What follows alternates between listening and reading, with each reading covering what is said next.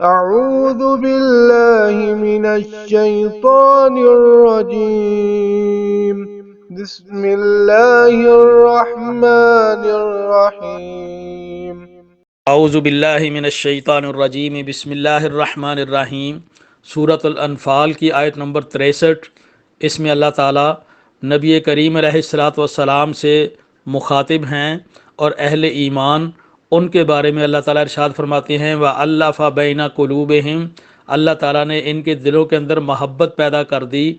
لو انفقت ما فی الارض جمیعا، اے پیغمبر صلی اللہ علیہ وسلم اگر آپ سارا کچھ جو زمین میں ہے یہ سارے کا سارا خرچ کر دیتے، ما الفت بین قلوبہم، تو آپ ان کے دلوں کے اندر محبت پیدا نہیں کر سکتے تھے۔ ولیکن اللہ الف بینہم، اللہ تعالیٰ نے ان کے دلوں کے اندر محبت، پیار اور الفت ڈال دی ہے۔ اسلام لانے سے پہلے یہی عرب قبائل تھے جو ایک دوسرے کے ساتھ لڑتے تھے، تلواریں چلتی تھیں اور سال ہا سال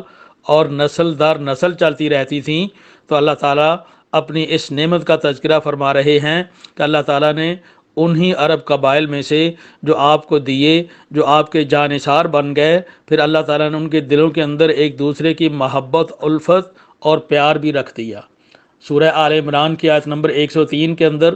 اللہ تعالیٰ اہل ایمان کو فرماتے ہیں وَاذْكُرُوا نعمت اللہ علیکم، اللہ کی اس نعمت کو یاد کرو،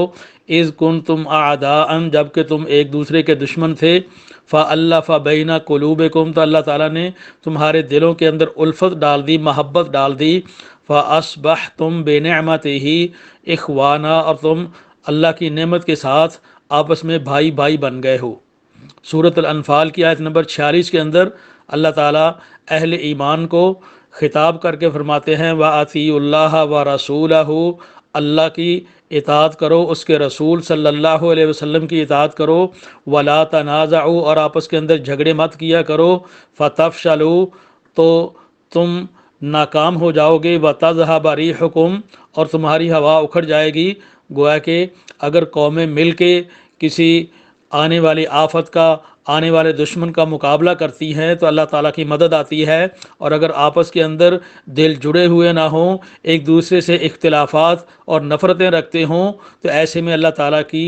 مدد نہیں آتی۔ اللہ تعالیٰ نے سورہ آل عمران آیت نمبر 159 159، اس کے اندر اللہ کے نبی علیہ الصلوۃ والسلام کو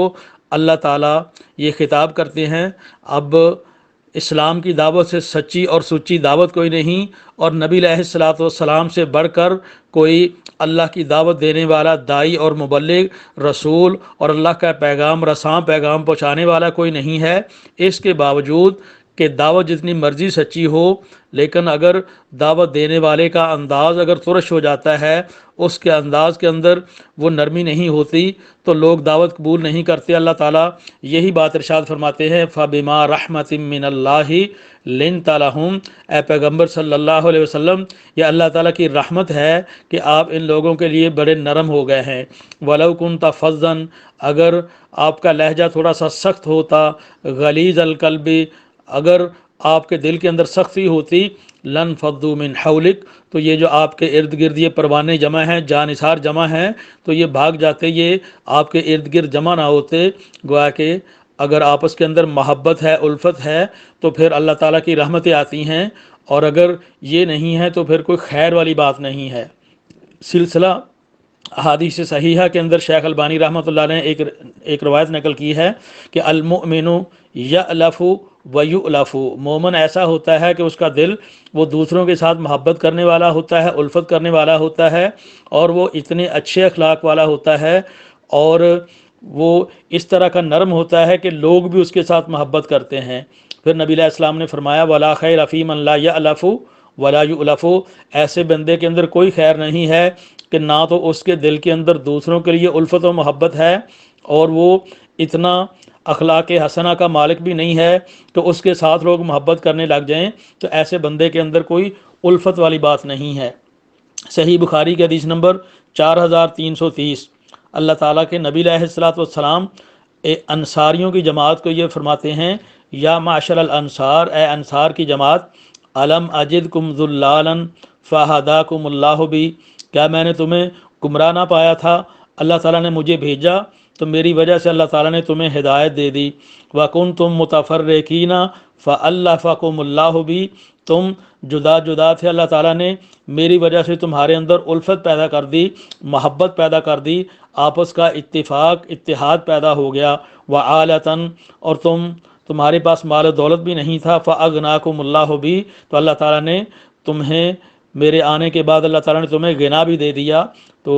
اللہ تعالیٰ کی طرف سے یہ بہت بڑی نعمت ہوتی ہے کہ اگر مسلمان اتحاد، پیار، محبت، اخوت اور ایک دوسرے کے ساتھ اتفاق و اتحاد کے ساتھ رہیں۔ اللہ تعالیٰ سے دعا ہے کہ اللہ تعالیٰ ہمیں سارے کے سارے مسلمانوں کو اتفاق، اتحاد اور پیار کے ساتھ رہنے کی توفیق عطا فرمائے، اور جہاں جہاں پر مسلمانوں کے خلاف کوئی ریشہ دوانیاں ہو رہی ہیں، کوئی سازشیں ہو رہی ہیں، اللہ تعالیٰ پوری کی پوری امت مسلمہ کو مل کر ان کا مقابلہ کرنے کی توفیق عطا فرمائے۔ اللہ تعالیٰ کشمیر کے مسلمانوں کی مدد فرمائے، اور جہاں جہاں پر مسلمان مظلوم ہیں اللہ تعالیٰ سب کی مدد فرمائے، آمین ثم آمین۔